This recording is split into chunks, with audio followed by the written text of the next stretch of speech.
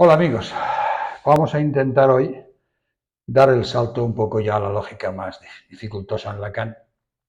Podemos llamar la lógica del final.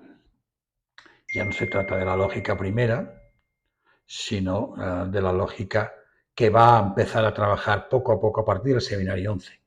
Entonces hoy, en este vídeo corto, vamos a explicar un poco el concepto, porque en el fondo esto es para lo real, es decir, el concepto de pulsión y hasta dónde lo había podido, Lacan lo había podido eh, rigorizar con el famoso teorema de Stokes y alguna cosa más en el seminario 11. Y daremos paso. De lo que se trata en el fondo es que ya sabemos que Lacan entre simbólico e imaginario había colocado un espacio intermedio, como Freud, que era el espacio de la Vostelum imaginaria, de la representación imaginaria. Mientras que iremos viendo que entre lo real y lo simbólico, o entre lo simbólico y lo real, va a colocar la sustancia gozante y va a colocar el espacio del goce como una ampliación del concepto de energía. Siempre, es decir, si al espacio del goce le imponemos la condición de que la suma sea cero, como la segunda ley de la termodinámica, que dice que la diferencia entre la energía 1 y la energía 2 es el trabajo que ha ocurrido, o sea, lo que se ha efectuado, y es lo que lo que Freud intenta utilizar y no le funciona, porque claro, porque la suma cero no le va, en ese espacio del goce, hasta la mitad de la obra de Lacan, lo que se añadía como eliminador de goce era el menos phi, una magnitud negativa. Porque menos phi, entre simbólico e imaginario, aportaba la impotencia. Eso es una cosa.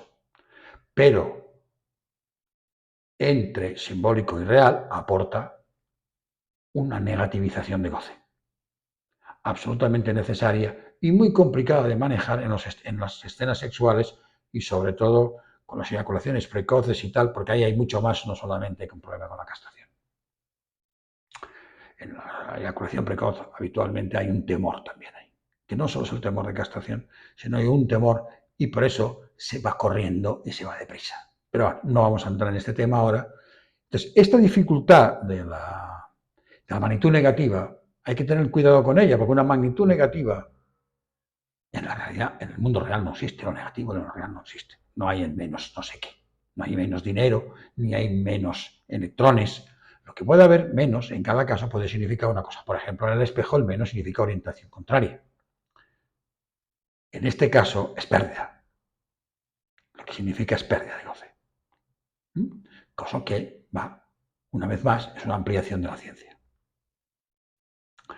Volvamos entonces a la idea fundamental de ver cómo vamos a llegar a este espacio del goce necesario para abordar el capítulo 7, que yo este trabajo no lo he hecho en el libro, sobre la pulsión, porque me parece fundamental explicarlo y para que la gente o los colegas entendamos bien hasta dónde había llegado Lacan y qué salto tiene que dar para abrir un campo nuevo.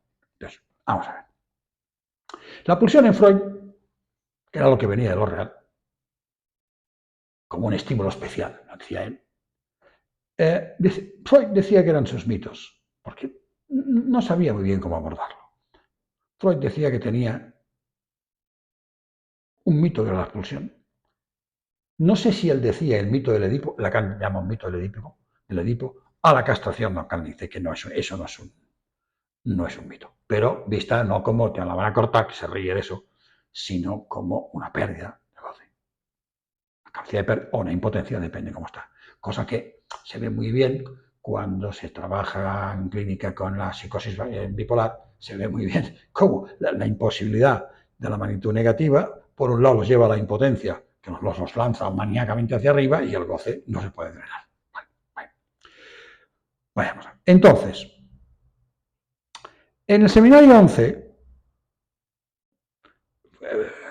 Lacan que intenta darnos un aspecto o dos aspectos de la pulsión. Uno, que es el más energético, ya vamos a llamarlo así, en el que todavía Lacan oscila con la ciencia.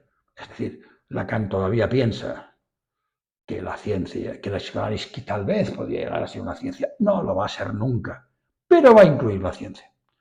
¿Por qué? De la misma manera que el paso siguiente al mito fue la religión, y la religión mantiene dentro de ella mitos.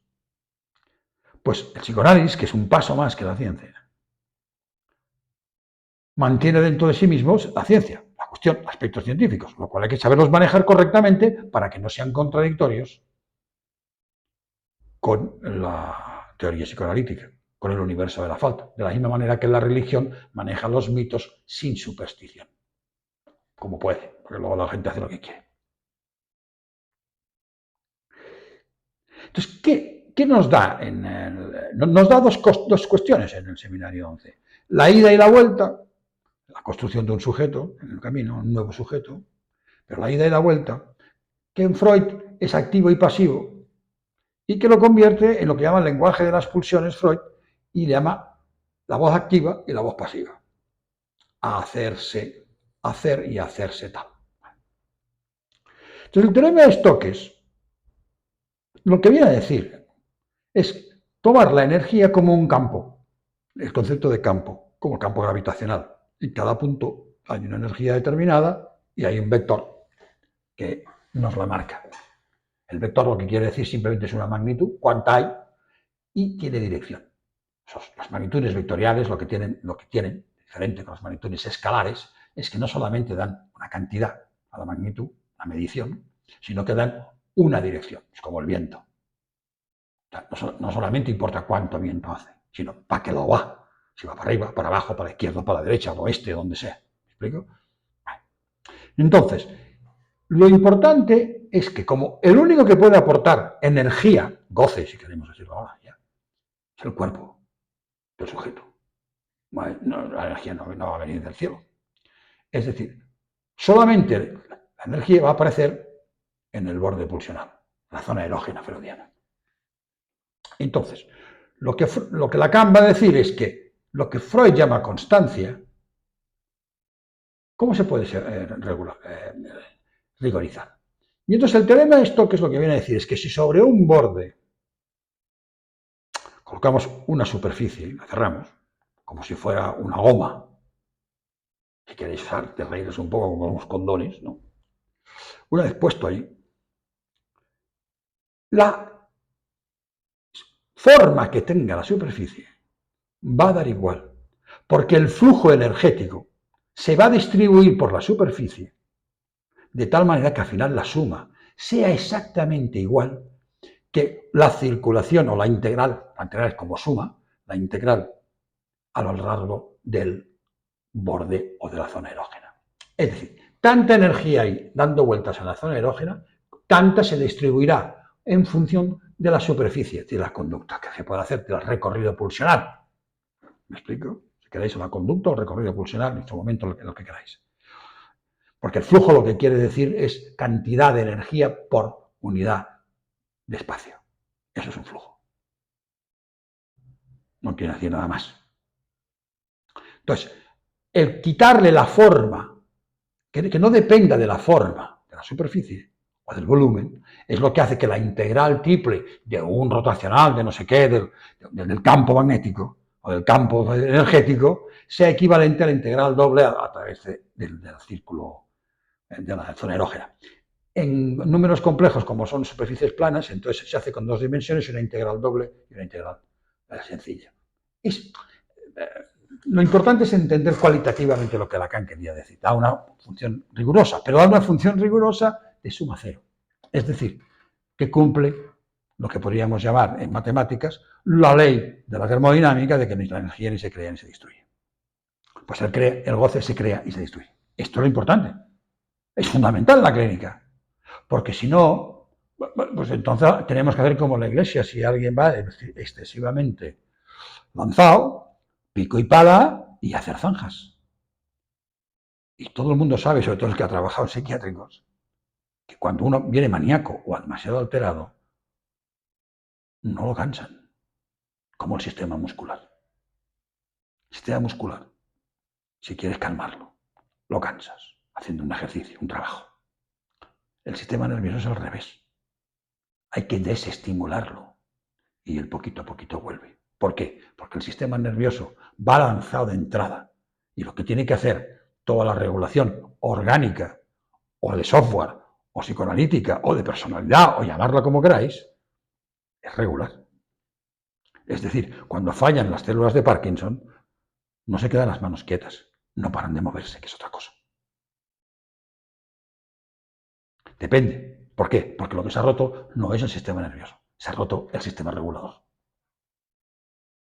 ¿Vale? El que pauta, el que tempera, el que modula. Bueno, pues exactamente igual nosotros. Entonces, el problema es que esa rigorización, que es buena, tiene una pega.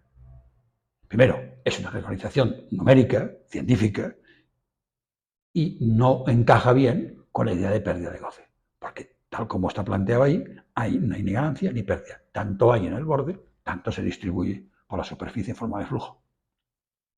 ¿Vale? Bueno, entonces, el paso siguiente, ¿qué sería? Diferenciar algo que al principio no estaba bien diferenciado. Y es que una cosa es el goce del otro y otra cosa es el goce que viene de lo real. ¿Y qué quiere decir que venga de lo real? Lacan no nos plantea un goce directo de lo real. Hay gente que está diciendo cosas por ahí, auténticas barbaridades. Lo que nos plantea es que entre el significante, lo plantea así, y lo real, aparece la sustancia gozante, dice Lacan. Es decir, ¿por qué no me voy a inventar yo una? Dice, si todos los filósofos han ido inventando sustancias a lo largo de la historia una detrás de otra. La sustancia gozante. El otro puede incluirse ahí si se quiere o no, pero el goce de la sustancia gozante es otro. ¿Vale? Es más amplio. Visto desde ese punto de vista, ahora, ¿cómo podemos plantear esa sustancia gozante que está ahí entre simbólico y real y que puede ir para un lado o para otro, o sea, viene de lo real, dentro del modelo, si queréis llamarlo así, o del aparato de lenguaje que Lacan nos ha propuesto? Y entonces lo que nos propone Lacan,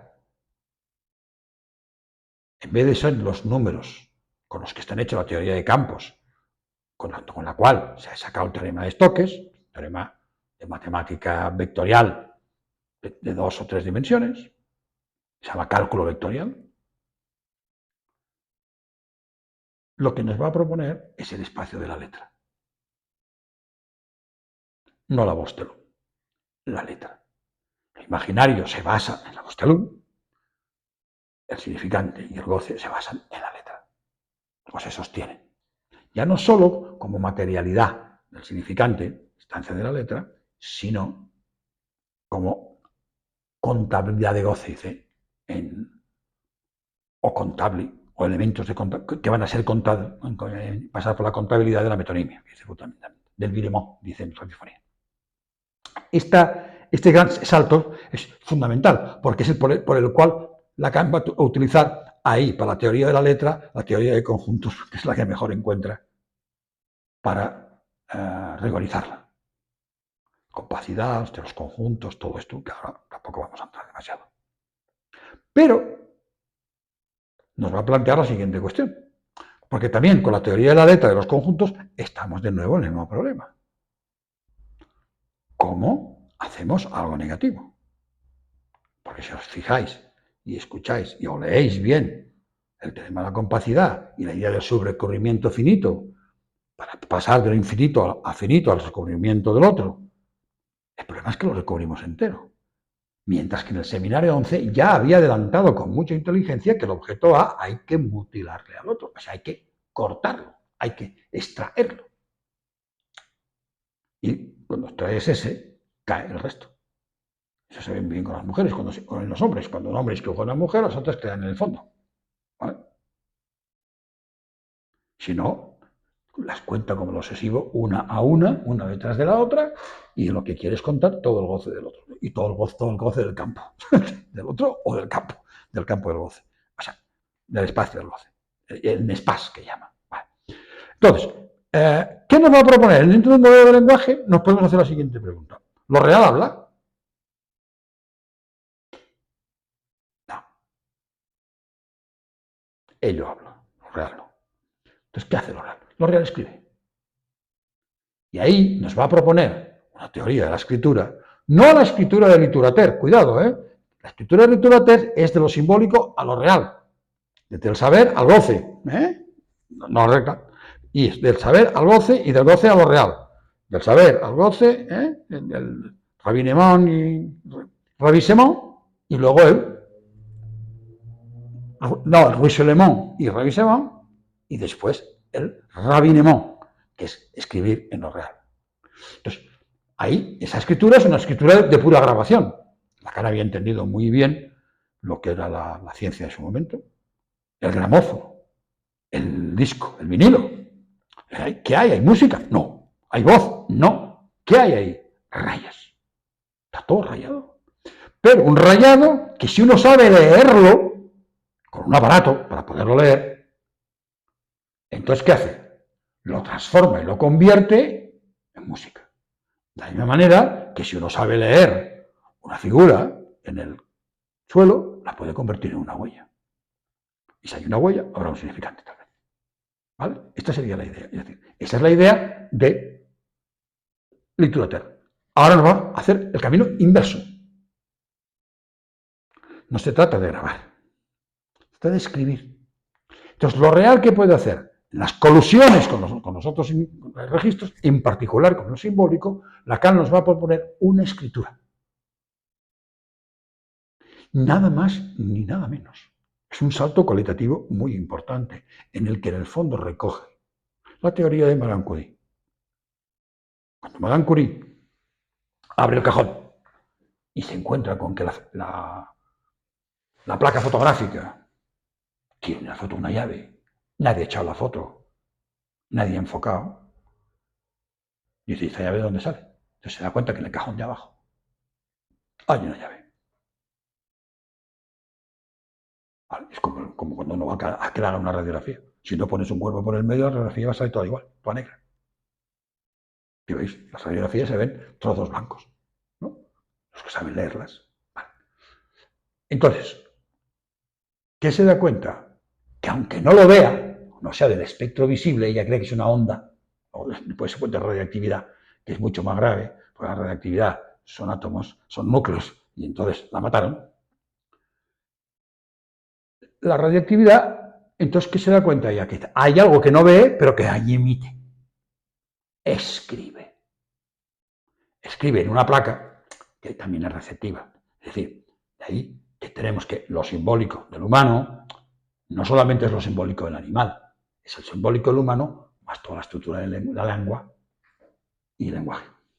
Si no, no se podrían escribir. Bueno, ahí se nos puede escribir ahí. Lo que nos va a plantear es un modelo de escritura, pero un modelo de escritura que dice, a fin y al cabo, dice en el seminario, en el capítulo 3 del seminario Bancor, lo que tenemos que enseñar a los analizantes a leer sus sueños, a leer su significado. Parte lo lee el aparato, pero él también tiene que aprender a leerlos. Ya, no a interpretarlos. Esta es la diferencia con Lacan. Se puede hacer interpretaciones, construcciones, señalamientos, se puede hacer muchas cosas, pero lo importante es que se aprenda a leer. Eso que se escribió, sobre todo ya cuando el análisis ha avanzado. Es cuando el análisis pasa lo que yo llamo las fases psicoterapéuticas del análisis. Está muy bien, mucha gente se queda ahí. Otros avanzan un poquito más, pero no mucho. Y luego está el que va a buscar sus significantes básicos y a leerlos. ¿Vale? Aprender a leer. Entonces, ese modelo de escritura es una escritura que es un rayado, porque los registros lo que hacen es rayar a los otros, pero un rayado que Lacan no nos explica si esas significantes unos están hechos en letras de lenguaje o no. Nunca lo dijo. Porque lo habló del semblante. Es otra cosa. Su capacidad de semblante, la apariencia que da. pero no dijo si estaban hechos de letras o no. Hubo lo dio, por supuesto. Es mi lectura. Yo creo que sí. Yo creo que el que nunca dijo si estaba hecho de letras es el significante fálico, pero eso es asunto de otro vídeo. ¿Vale? Cuando se pasa al modelo de escritura, no nos salimos del campo del lenguaje, no nos salimos del aparato del lenguaje y tenemos un aparato para poder provocar efectos desde el punto de vista en lo real y simbólico, no los efectos de sentido que conocemos en el otro lado, entre la Bostelun, el narcisismo, el fantasma, donde nos hemos quedado los lacanianos la mayor parte, sino en los de goce, pero con la escena primaria también. Hay que ir a la escena, a la realidad sexual que Lacan intenta introducir al final. Y ese modelo de escritura es el que en el capítulo 7 yo he intentado rigorizar, tal como lo hace Lacan, explicando lo que hace y por qué lo hace, y dándole un concepto de temporalidad bien explicado, que él se lo da, pero no lo explica. En principio, con eso, no sé si sería suficiente, porque Lacan entendió muy bien la teoría de la comunicación de su época. Es decir, el gramófono, materia de comunicación. Es decir, los aparatos electrónicos de la digitalización, los DVDs, esto que ves aquí detrás, todo esto, son escritores y lectores. Por ejemplo, para que tengáis otro ejemplo de cómo se puede escribir. En el cine, antes, estaba la banda, el cine, foto, y al lado izquierdo venía la foto de la voz. Es decir, había un aparato que la voz sonora que pasaba por el micro o por donde fuera, entraba y se le sacaba una foto. Ahora no. Ahora ya se funciona con digital, entonces la banda sonora va al lado y la lee como un DVD o como un Blu-ray o en fin, diferentes modelos de lectura, diferentes códigos de lectura.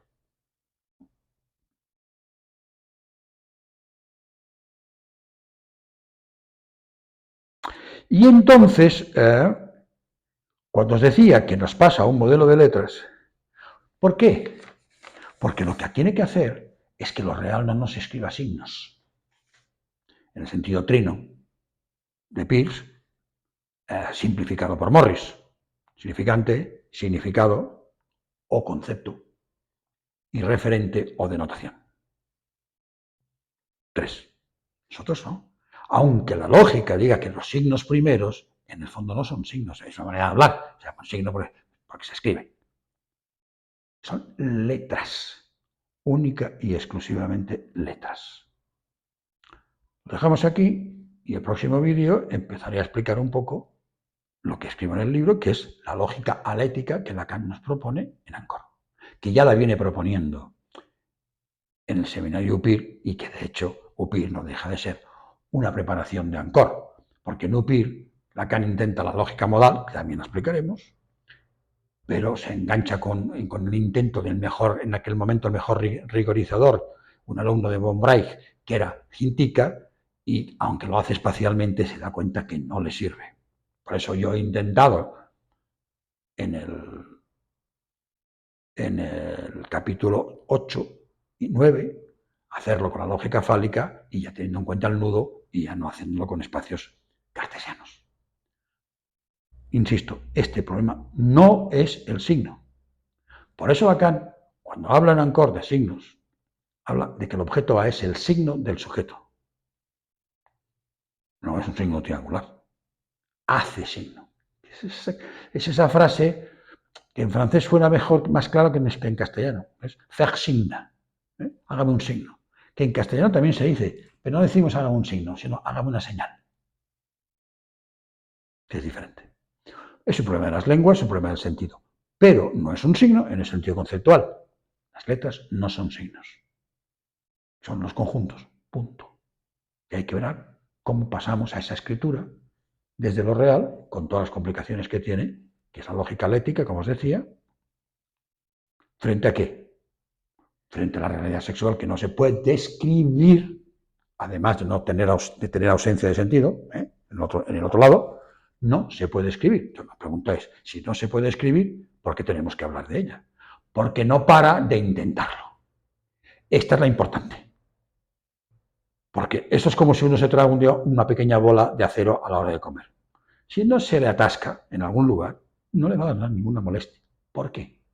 Porque su aparato digestivo no va a intentar digerirla. En cambio, si uno se pasa de comida o toma algo para lo cual tiene pocos enzimas,